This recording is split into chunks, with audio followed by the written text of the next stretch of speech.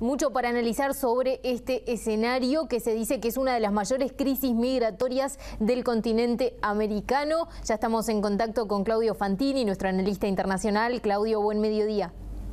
¿Qué tal? Muy buenos días, Valentina, un gusto saludarte.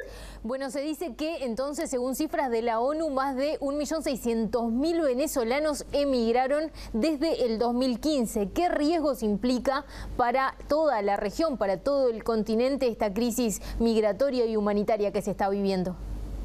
Bueno, yo creo que ya lo están padeciendo los propios venezolanos de ese gigantesco éxodo que algunos sitúan por arriba de los 2,5 millones de personas. En el este de Brasil, en la zona fronteriza, estados como Roraima, por ejemplo, ya han vivido pogromos. Acá es importante usar esa palabra y evocar que esa palabra viene de lo que sufrieron los judíos ashkenazíes en el este de Rusia, en Bielorrusia, en Ucrania, en Polonia, en Moldavia, desde finales del siglo XVIII y a lo largo de todo el siglo XIX, ¿no? Eran los ataques de los pueblos eslavos, ataques multitudinarios, medianamente improvisados, muchas veces espontáneos, contra las aldeas judías.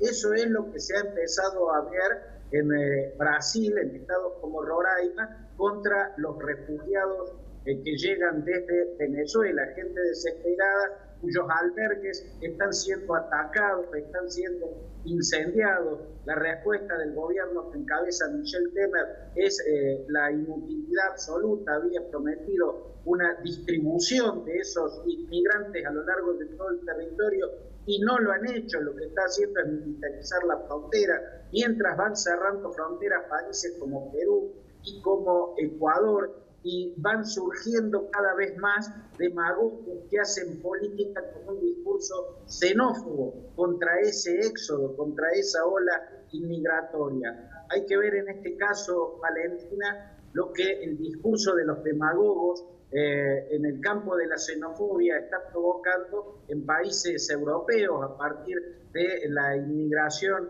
desde el norte de África, desde el África subsahariana y desde el Oriente Medio, donde huyen de las guerras, ¿no? Hay grupos neonazis que están atacando a los refugiados en Alemania. Estamos viendo pogromos en Alemania, estamos viendo liderazgos xenófobos como el que gobierna Hungría, con Víctor Orbán a la cabeza. La xenofobia, la política de xenofobia contra los refugiados del interior de Italia, Matteo Salvini, liderazgos como el de Sebastián Kurz, un extremista convertido en la mayor autoridad del gobierno de Austria. En fin, a eso también empezamos a verlo en el escenario latinoamericano. Los demagogos empiezan a hacer política con un discurso de xenofobia contra ese éxodo masivo de venezolanos que huyen del hambre y del desastre de la autoridad en su propio país. Bien, Claudio, claramente hay varios puntos de contacto y me pregunto hasta cuándo no hemos aprendido nada o se puede aprender de lo que ha sucedido en los últimos años en Europa. Brevemente, para finalizar, la pregunta que me surge es si hace falta algún organismo, alguna autoridad internacional o que esté por encima y que pueda dar alguna otra respuesta diferente a esta crisis migratoria que está enfrentando el continente. Es una pregunta muy interesante, Valentina. Hasta ahora la OEA no hace más que denunciar, pero no coordina acciones entre gobiernos que no están haciendo contacto entre sí. Recién en los últimos días, los países de la comunidad andina, Ecuador, Venezuela, Ecuador, Colombia, también Perú, están en Bolivia, están empezando a hablar de cómo pueden organizarse para recibir y absorber a esa ola migratoria, pero se está empezando ahora con algo que debió empezarse hace mucho tiempo, ¿no? Y también lo mismo, coordinar políticas para sofocar al gobierno de Nicolás Maduro, un gobierno que es responsable de cabo a rabo sobre la tragedia que está viviendo su pueblo y sobre este éxodo que empieza a desequilibrar a toda la región.